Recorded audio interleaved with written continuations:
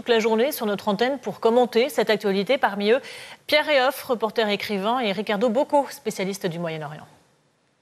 En revanche, il s'agirait de débordements avec un soutien à une organisation terroriste palestinienne qui est le Hamas, qui nous arrose de roquettes depuis lundi. Les roquettes qui sont envoyées sur Tel Aviv et sur toutes les villes israéliennes, ce ne sont pas des feux d'artifice. Il y a des blessés, il y a des morts, il y a des habitations détruites.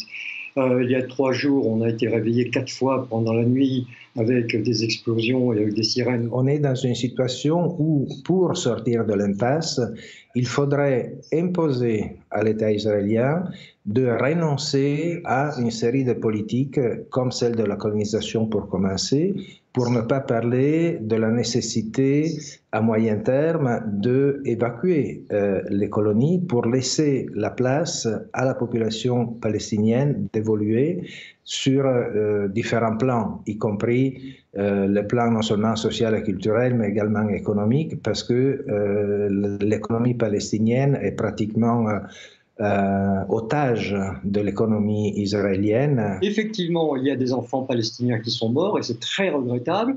Il faut savoir qu'ils sont conservés comme boucliers humains par le Hamas. Il faut savoir que 20% des roquettes du Hamas envoyées sur Israël, ils en ont envoyé 2000 depuis lundi. 20% tombent à l'intérieur de Gaza, font des dégâts, tuent des enfants et tuent certainement plus d'enfants que Israël n'en tue pour la simple raison que Israël prévient avant chaque frappe aérienne. Tant qu'il n'y aura pas un point sur la table qui dit stop à la colonisation pour commencer, stop à différentes autres choses, Israël continuera.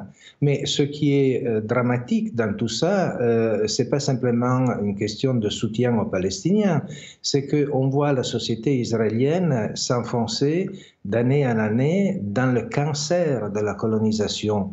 Et avant de refermer ce journal, retour sur la mobilisation parisienne en soutien au peuple palestinien. Quelques centaines de manifestants ont donc bravé l'interdiction de la préfecture de police de Paris. Face à eux, mobilisés quelques 4200 policiers et gendarmes. Un mot d'ordre, disperser les protestataires. Face à face tendu cet après-midi. Les forces de l'ordre ont fait usage de canons à eau et gaz lacrymogène. On trouve tout de suite notre reporter Thomas Bonnet. Quelle est la situation actuellement? Les tensions sont retombées. Ouais, les tensions sont un peu retombées. En fait, on voit les forces de l'ordre qui sont ici. On a dû se reculer un petit peu parce qu'il y avait un nuage de gaz lacrymogène, donc c'était compliqué. On va essayer d'avancer un petit peu maintenant. Merci monsieur. Donc là voilà, la situation est un peu redescendue en tension parce que les manifestants qui étaient stationnés ici porte de Clignancourt sont plus vraiment présents. Les forces de l'ordre ont vraiment gagné du terrain et sont disposées en très grand nombre. Tout à l'heure, vous l'avez vu, on était dans le dispositif des gendarmes notamment qui ont donc chargé à nombreuses reprises et maintenant voilà, la rue est débarrassée des manifestants qui sont un peu plus loin vers la porte de Clignancourt. On voit encore des petits feux qui sont en train d'être éteints. Il y a les pompiers qui sont en intervention juste là-bas.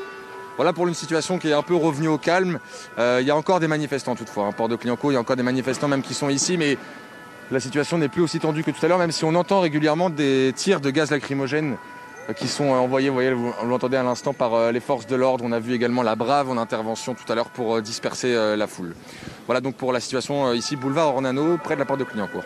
Merci beaucoup Thomas et on vous retrouve tout à l'heure à 19h pour notre prochain journal. C'est la fin de cette édition. Merci à vous de nous avoir suivis. On se retrouve donc dans une trentaine de minutes. À tout à l'heure.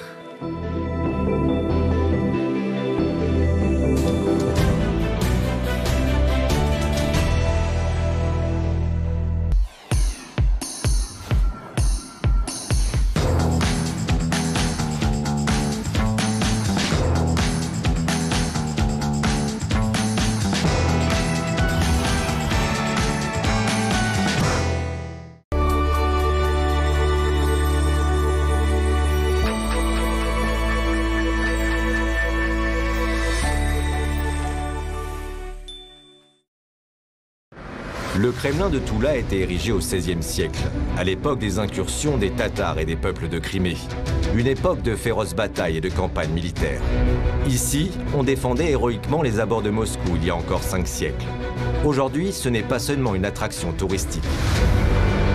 À présent, le Kremlin de Toula est l'un des musées les plus visités du pays et conserve de nombreux secrets